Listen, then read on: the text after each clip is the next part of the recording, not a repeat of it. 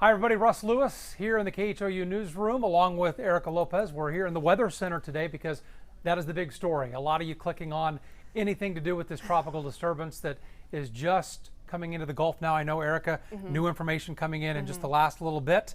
So I'm going to see what people are saying. If you have questions for Erika, send them our way. I'm going to be reading those while she tells us what's going on, and then I'll fire off some questions to you as we get going, okay? Sounds perfect. Yeah, so streaming on all digital platforms. So Russ will be manning in the questions. Comment below however you're tuning in. We'll try to get to your questions. But let's talk about what's going on because there are a couple changes now. So we've been talking about this area of investigation. So it's basically just a very broad area of disturbed weather. You can notice lots of convection now going on in the Gulf of Mexico. This is in the north and eastern parts of the Gulf of Mexico. So lots of activity mainly happening there with Invest 92L. This is how it looks like on radar. We have scattered showers, scattered thunderstorms. We've had on and off a couple of these becoming severe at times. This is all tropical in nature, again, because of this broad area of low pressure that is beginning to actually move into areas that are very conducive to development. So officially, our latest updates, the center of that circulation, or the majority of that circulation, is now over the northeastern parts of the Gulf of Mexico. So let's talk about the latest with spaghetti models. So we talk a lot about our spaghetti plots, which are basically all of the models, majority of the models that are showing their individual forecasts. So this is why we say, as meteorologists, do not get fixated on one forecast because there are several different models. And each one of them says a little bit something different. The closer we get to a forecast, the better that forecast gets. Here is part of an example of that. So these are the models that are showing the forecast for Invest 92L. Pretty cohesive there. I mean, they're going different directions at times, but the majority of them have the same story, taking the system on a westward track. And the issue becomes when we start to get past 48 hours for this forecast. So notice how the spaghetti plots start to go in all separate directions. This is one of the latest updates, especially compared to yesterday. Majority of these models are keeping the track east of Houston. This is good news for us, not the best news for areas such as New Orleans with this disturbance that is moving into the open waters as we speak. On top of that, we are expecting, Russ is raising his hand. I totally forgot about you, Russ. I didn't want to interrupt you. I'm reading the comments as they come in. So I think I can answer this one, but I'm going to let you. Rosemary Reyna wants to know, so driving to Florida Saturday morning would not be a good idea, huh? What part of Florida? Florida is a huge state. Right, but she has to get there. Oh, that's right. Along I'm I-10, sorry, right? I forgot we're in Texas. Okay, so if you need to head there, what day was it?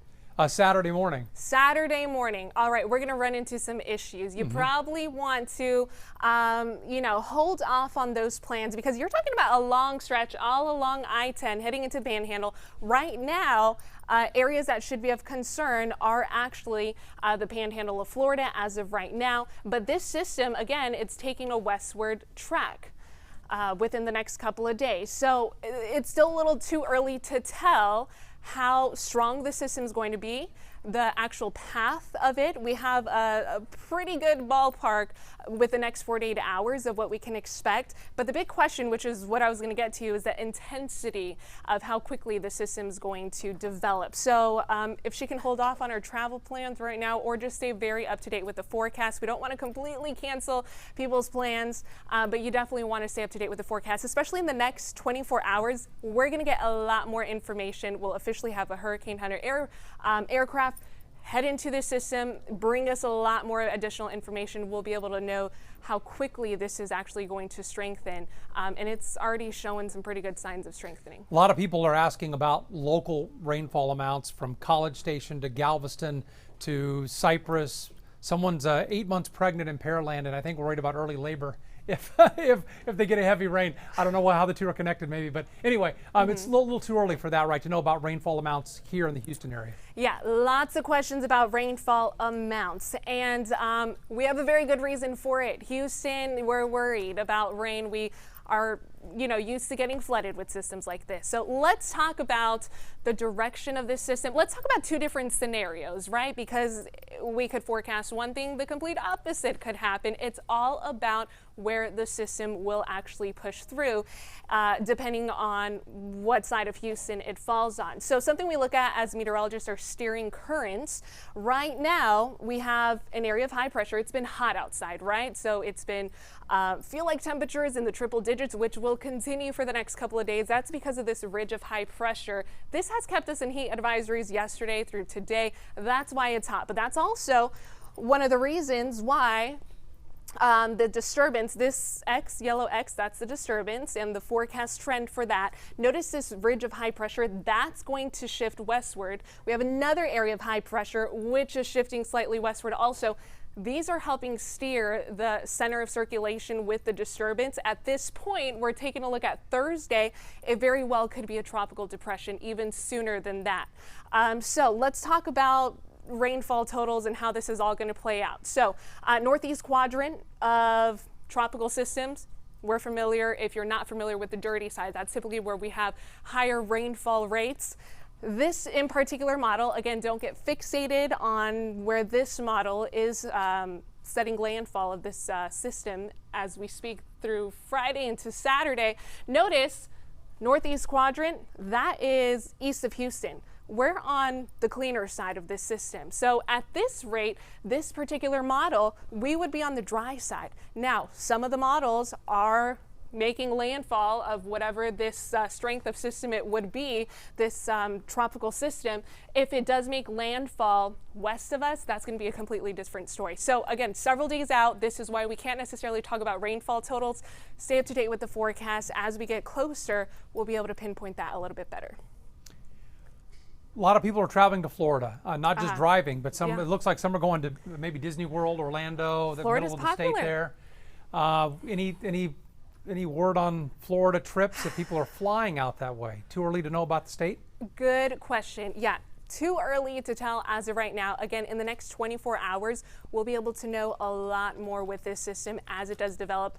It just officially a few hours ago, center of circulation has entered into the Gulf of Mexico waters, which are very conducive for development. So in the next 24 hours, I think we'll be able to know a lot more with that. Okay, a lot of people just, well, they're saying the sound just stopped too. I don't know, can people hear us? Wouldn't be surprised, actually.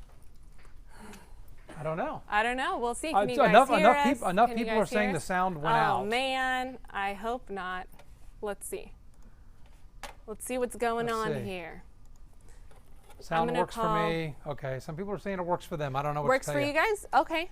All right. Sounds good. It's the beauty of the internet, folks. Yeah. Cool. So, yeah, moral of the story, let's talk about what we do know at this point, okay? Because there's a lot that we don't know as meteorologists, and there's stuff we do know. I mean, it's a timing game to allow the system to develop. So here's what we know so far. As of right now, National Hurricane Center gives us an 80% chance of development. That would be into the next same storm in 5 days, but this actually was upgraded in the next 48 hours, 70% chance. So that's a pretty good chance that we're going to see a tropical depression within the next 48 hours. All right, so Hurricane Hunters, the first flight is scheduled to go into the system tomorrow afternoon or tomorrow at noon.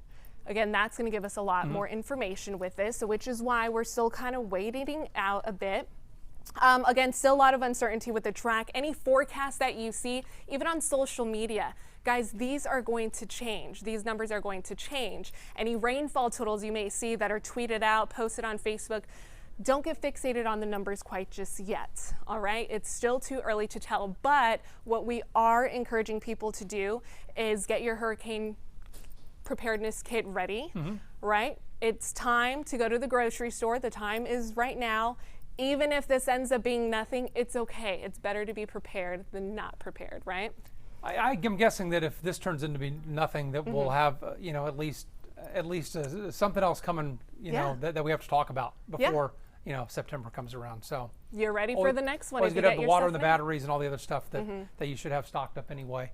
And I'm sure the grocery stores will start to see more people showing up here in the next, probably today and early tomorrow, I'm guessing. Yeah. So basically go as early as you can because it's just going to get worse out there. But again, the basic necessities. On top of that, just have a plan intact with your family. Make sure you're communicating with your family, with your loved ones. Check on them. Make sure they're just as prepared as you are with situations like this that could come out to be a not very good situation. It could come out to be nothing. Still too early to tell, but again, you'll be more, better off to just be on the safer side. So again, we'll have better information for you by tomorrow. It's important to stay up to date with the forecast 2 times a day. If you check in with us every day at 4 p.m., that's awesome. You can check in with Cheetah. She gives updates at about 7, 8 a.m. Also, David Paul, late at night also. So, I mean, we got you guys covered. So it's just as important for you guys to stay up to date with the forecast. Yeah, you can't see him on camera here, but David Paul and Blake Matthews are also. Oh, he's gonna get it. He's gonna get in the shot. There he is. There he is. There he Say hi to is. David. All right, there Should he we goes. spit him in his chair now? Blake's over here. They're here, putting in the time as well because it takes more than one person to work on a forecast like this and just make sure we have all the bases covered. So I know you have to get back to work as well. We have a 4 o'clock newscast coming up here in about 90 minutes, so we'll have the latest then. I hope you can tune in to the 411 on the TV side. Until then, for Erika and David and Blake, I'm Russ. We'll see you soon.